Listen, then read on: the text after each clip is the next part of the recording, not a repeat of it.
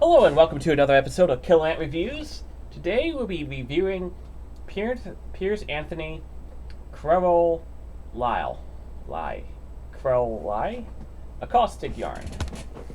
Yeah, I'm not sure about this title, especially since it has like nothing to do with the whole plot. I think it's just like a bunch of like really weird words. Um, so yeah, this is a Xanth novel. This is actually my first one that I read. I actually picked this up at a fish shop bookstore.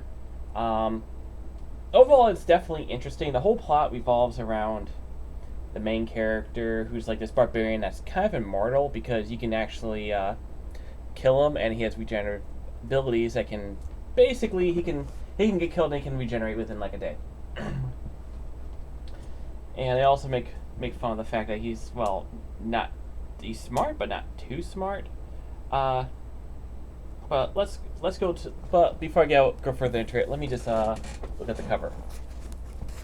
This is actually near the beginning of the book where this happens. Basically, you have the main character, you have like a ghost horse because of the chains, and then there's the stork with an ogre baby. Yeah, this happens early on. It's definitely an average read, about 300 pages, give or take a few pages, but overall, it was interesting. It was a little bit better than I expected, especially since I read a couple of Piers Anthony's other books. He is definitely still a pervert in this, just not as much as he was with the other two that I read. And the whole world is just absolutely weird and insane. Like clothes grow on trees. Dragonflies are not like dragonflies, but just flies that can basically burn you if they bite you, among other stuff as well. So the whole plot, sorry, basically a little girl's like living in a castle, and she knows about the ghosts, and one of the ghosts is this main character, and he basically explains this whole story where he's like on a mission from. There's like two mages, a light one and a dark one, yin and yang. And he's basically on a mission to bring this woman to one of them. And the woman herself is pretty unlikable. Wasn't until I'm not going to explain too much, but yeah, she's basically unlikable. She can also shapeshift. Among the way, he meets like the ghost horse. He meets the stork, which does take along for a little while, as they go through like a variety of quests. Like he has to deliver this ogre baby to a couple of ogres, which is probably like the worst idea ever. But the stork did injure its ring, hence this. And all along, it's basically an interesting by the numbers adventure, with a bunch of like pretty funny side quests.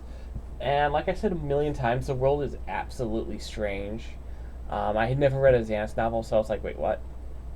And, wait, this is a thing? But after a while, I kind of got used to it. It's like, okay, I'll just go with the flow. This pants grow on trees, dresses grow on trees. All this world building stuff that wouldn't make sense in any other world somehow makes sense here. But once you go along for the ride, it is a pretty decent book.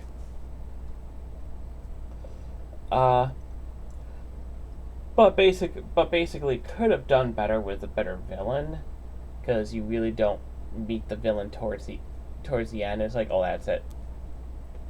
And like I said, the woman herself was pretty unlikable.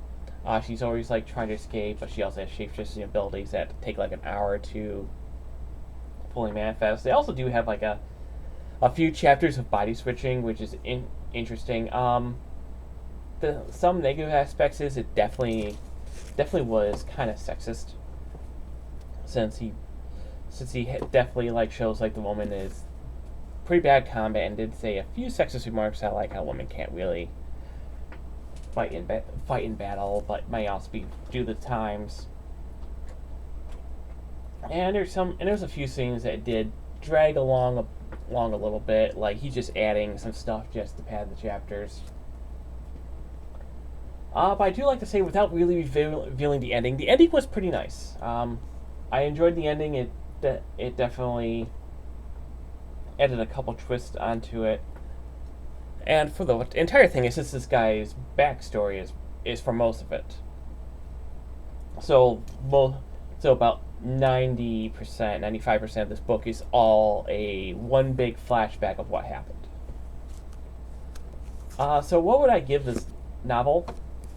7.5. Simple. Like I said, there's a few sexist things, and once again, his pervertness does show up like in inappropriate times, and he did seem to pad it out. But overall, I enjoyed the book, which since I read the first couple books I read, they were kind of like eh. But yeah, Xanth is definitely a much superior novel than his other ones. So, until next time, this is Killer Ant.